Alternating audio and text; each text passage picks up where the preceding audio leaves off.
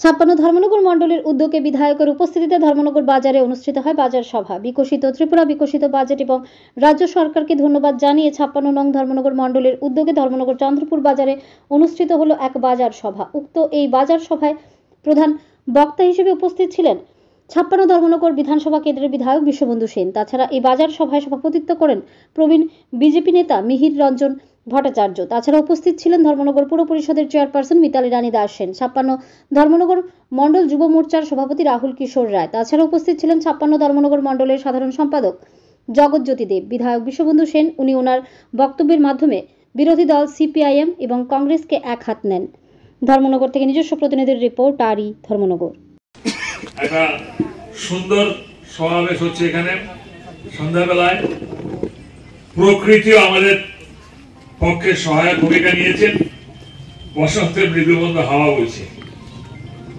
সভাপতিত্ব করছেন আমার এখানে আছেন আমাদের দক্ষ একজন মন্ডল সভাপতি, অত্যন্ত সুদক্ষ সংগঠক শ্রী শ্যামলনাথ মহোদয়, জেলার সহসভাপতি সাধারণ সম্পাদক শ্রী জগৎজ্যোতি দেব মহোদয় এবং যুব মোর্চা ধর্মনগর মন্ডলের সভাপতি রাহুল কিশোর রায়, সতী সজ্জন মন্ডলী মায়েরা, ভাইয়েরা, বোনেরা, সামনে মুরব্বী দিয়ে শুরু করি।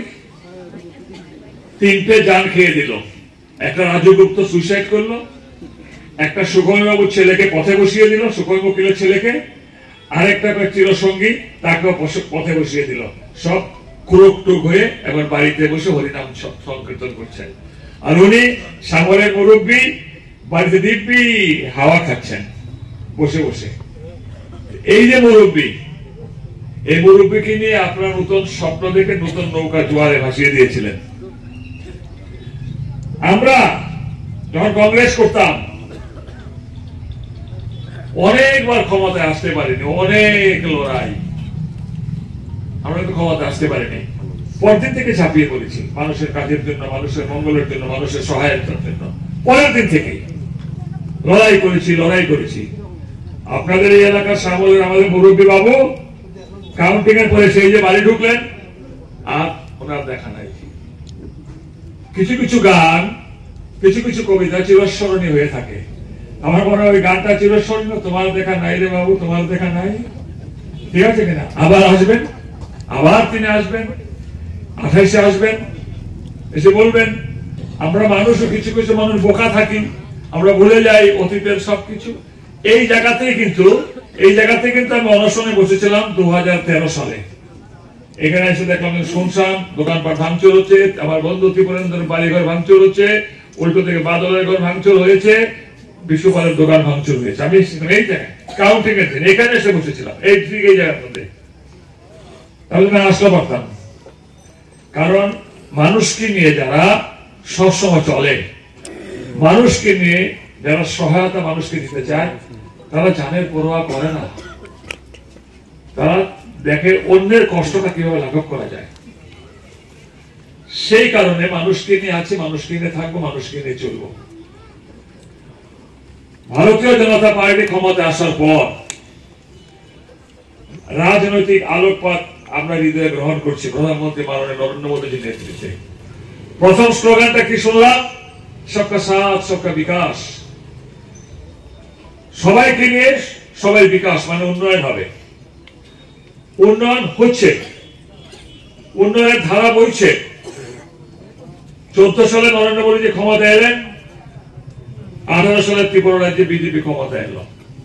তার 2 বছর পরে কোভিড, ভয়ঙ্কর মহামারী কোভিড সারা পৃথিবীকে গ্রাস করলো।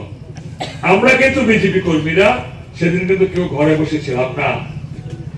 আমরা মাঠে ময়দানে মানুষের বাড়ি ঘরে গিয়ে খাদ্য, পানীয়, অন্ন, বস্ত্র, সাহায্যের ডালি নিয়ে বেরিয়েছিলাম।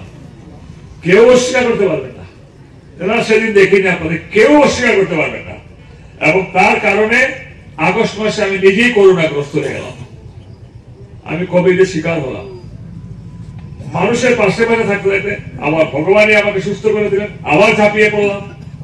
এগুলো সব ভুলে যায়, সব ভুলে যায়। নরেন্দ্র মোদীজির নেতৃত্বে ভারতবর্ষের যে উন্নয়ন হচ্ছে, সারা পৃথিবীতে ভারতবর্ষের যে গুণগত মান বেড়েছে, শ্রদ্ধা বেড়েছে, সারা দুনিয়ায় নরেন্দ্র মোদীজিকে আজকে বিশ্বগুরু স্থান হিসেবে দিয়েছে, রাজনৈতিক ব্যক্তিত্ব হিসাবে। এটা কারণটা কি? ওনার কার্যকলাপে। আমরা ভারতবর্ষের মানুষ, আমরা মোহিত। আমি এক দুটো উদাহরণ দিই, হাজার হাজার উদাহরণ দেওয়া যাবে, এক দুটো উদাহরণ দিই। এই মুহূর্তে সারা ভারতবর্ষে কোথাও কোন গুপ্ত আক্রমণে নাগরিক, নিরীহ নাগরিক মারা যায় না। কোন বাস স্ট্যান্ডে না, কোন রেল স্টেশনে না, কোন বাজার হাটে না, কোন গুপ্ত ঘাতকে, কোন দস্যু ঘাতকের হাতে অতর্কিত বোম ব্লাস্ট হয়ে নিরীহ নাগরিক মারা যায় না নরেন্দ্র মোদীজি ক্ষমতায় আসার পর থেকে। এটা কিন্তু বিশাল সাকসেস। ট্রেন অ্যাক্সিডেন্ট হয়েছে, অ্যাক্সিডেন্ট এক জিনিস, আর গুপ্ত ঘাতকের হাতে, সন্ত্রাসবাদীদের হাতে আমাদের দেশে কোথাও কিন্তু সন্ত্রাসবাদী আক্রমণের কবলে একটি নিরীহ মানুষ মারা যায়নি। এটা একটা বিশাল দিক। আমাদের জননিরাপত্তা ফিরে এসছে। নরেন্দ্র মোদীজি, অমিত শাহজির নেতৃত্বে আমাদের ভারতীয় জনতা পার্টির যে সরকার চলছে, দিল্লিতে ভারতবর্ষ শাসন করছে, তার কারণে 25 কোটি নাগরিক ভারতবর্ষের দারিদ্র সীমার নিচে এসেছে। বিপিএল ক্যাটাগরি থেকে নিচে আসেনি, বিপিএল ক্যাটাগরির ঊর্ধ্বে উঠেছে।